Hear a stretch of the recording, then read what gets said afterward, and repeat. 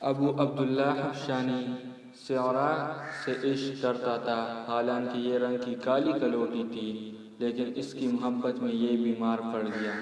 جب مرنے کے قریب ہوا تو اس کے گھر والوں میں سے کسی نے اس عورت کے مالک کو کہا، اگر تم اپنی لونڈی سعرا کو ابو عبداللہ حبشانی کے پاس بھیج دو تو شاید اس کے ہوش و حواس درست ہو جائے۔ چنانچہ اس نے سعرا کو بھیج دیا۔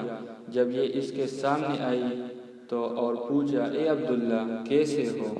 اس نے کہا، جب تک تم سامنے رہو تو ٹھیک ہوں۔ سعرا نے پوچھا، تمہیں کس شے کی طلب ہے؟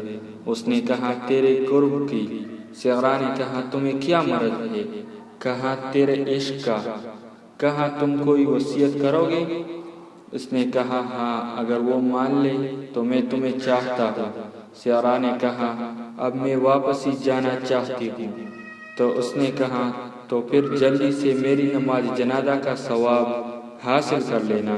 پھر وہ اٹھ کھڑی ہوئی اور جب